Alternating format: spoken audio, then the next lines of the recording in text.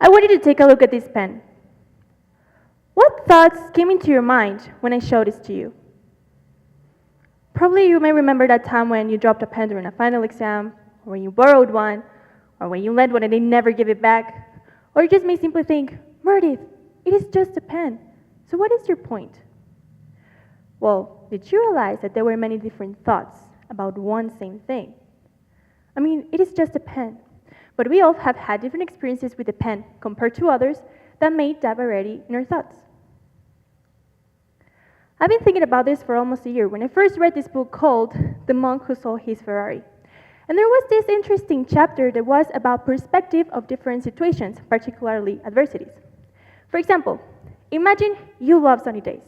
And you wake up really happy because you think, oh, it's going to be sunny, there are going to be rainbows and birds singing. So you're really happy about it. And then you step outside and you notice that, well, it's a little bit cloudy, okay, doesn't matter. I will continue my road. And then guess what? It starts to rain. It starts to rain so hard that now you're all wet.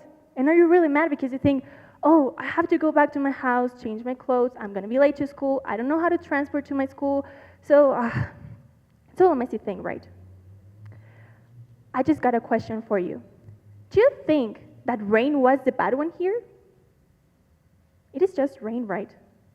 But we thought that it was bad because of the consequences that made us think that. In this case, rain got us wet, rain got us late to school, so of course we have to blame something always. But what would have happened if another person who experiences the same situation, but instead of thinking that his or her day was ruined, they say, okay, I can find another outfit so I will feel even greater than before, and I know for a fact that it wasn't something I could control. What a relief, right? In this case, we notice that there are no bad situations. There are just situations that happen, but we decide what meaning we give to any situation, just like the rain. It is just rain, but we decide if it was good or bad, depending on our experience with that. And that action is called cognitive appraisal. And we can actually use it in our favor. In another example, do you remember the earthquake from 2017? It was an awful day, right? In this case, there were two types of people. The type of people that was blinded by fear, they couldn't have control of themselves. And the other kind of people that were calmed and had control over themselves. But why? Of course, their perspective was horrible, it was bad. But they decided to think differently because their lives depended on it. Now, as you can see or imagine, we can experience the same situation, but we perceive it in different ways.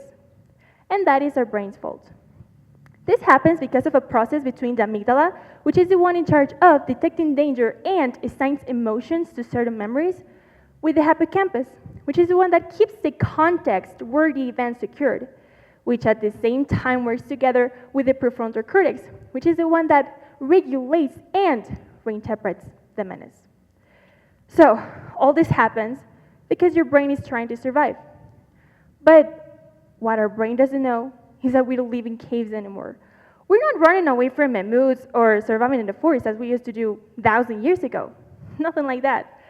Nowadays, our brain may think that we're dying, but instead, we're just doing a final exam, for example, or we're talking in front of a lot of people. So that's why it's really important to have control over our minds.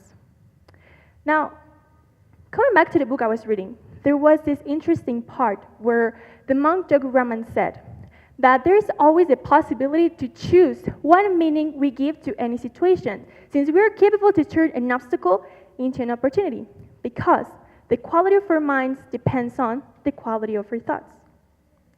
Now, do you remember the concept I gave you before about the cognitive appraisal, which is changing the meaning to different situations? Okay.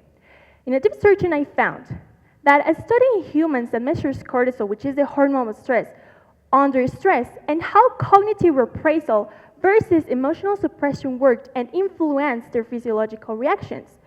And the results were that people who used this strategy could regulate the downsides from anxiety and stress rather than the people who didn't. And not only that, in another analysis of 24 studies with 850 participants, they reported 297 higher foci of brain activity during cognitive appraisal, which all this meant that cognitive reappraisal is an active and effective way to control emotions on a neural level. And it also meant that the book was right. So after reading this chapter, I reconsidered my whole existence. I mean, can we be owners of our own minds?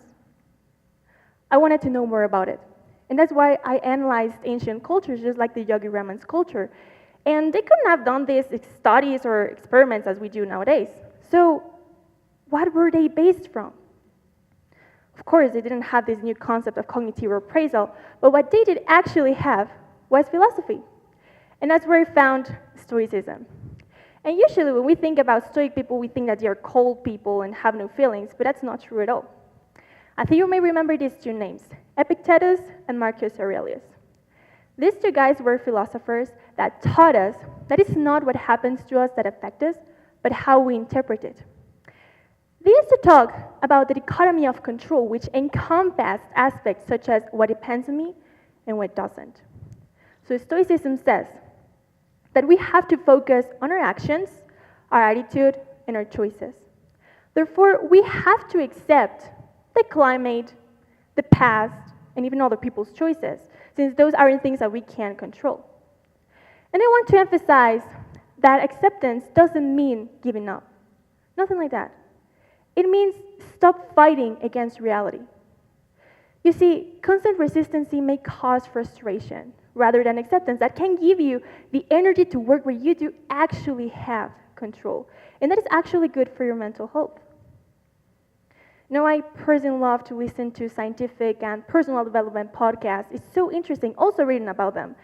And doing that, I found this interesting fact that really caught my attention, which was that the psychologist Aaron T. Beck explained that our thoughts have direct influence on our emotions. For example, when someone fails, what would they usually think about? I'm a loser, I'm a failure. So how would that make them feel? Sad? Unmotivated? Mad? But another person who also fails, but instead of saying that they are losers or failures, they say, okay, I can do it better the next time, and I will be better the next time. So now, how would that make them feel? Happy? Motivated? Excited? Now, I want you to think about these situations. And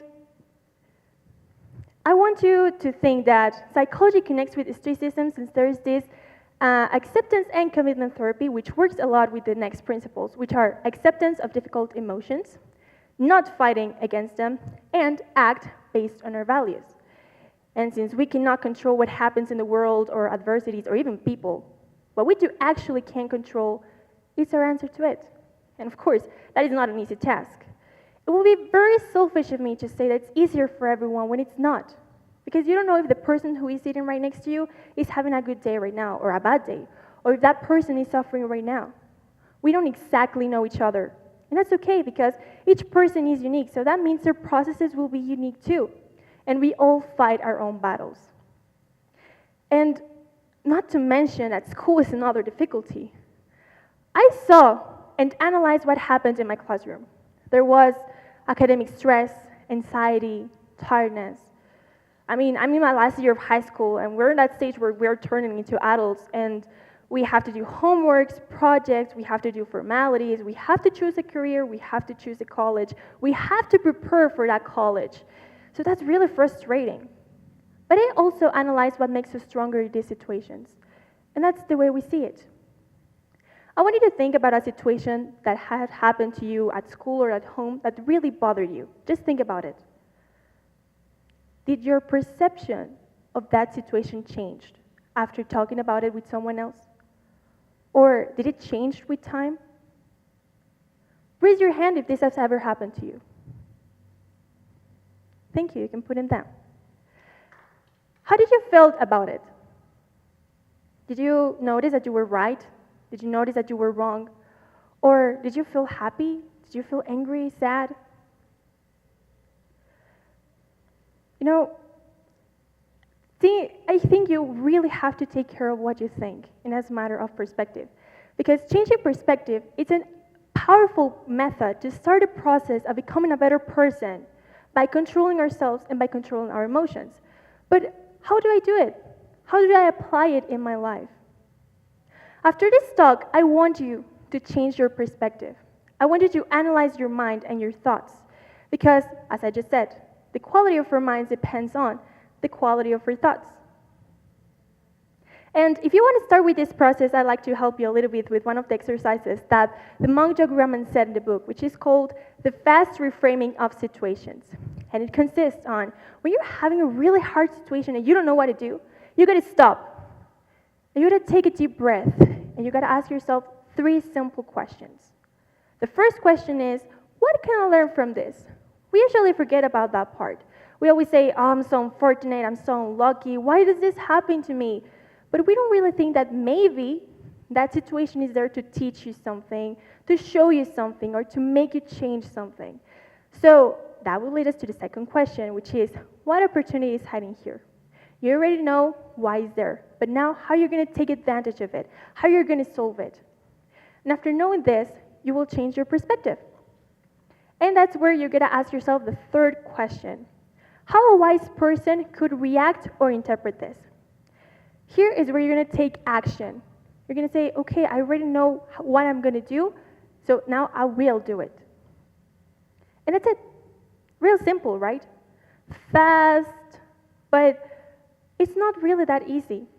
You have no idea of how many people have failed during the first step, which is to stop and taking a deep breath, because we always forget about consciously breathing, which is really important. But once you know about the benefits of cognitive appraisal or psychology or stoicism, that's where you're going to realize that, of course, you're going to put a really great effort, but it will totally worth it. And I really hope that the next time you feel like a loser or a failure, or that you don't know how to handle your situation, I want you to stop and change your perspective. And I want you to understand that peace doesn't come from controlling everything, but from knowing what things to let go of. Thank you so much.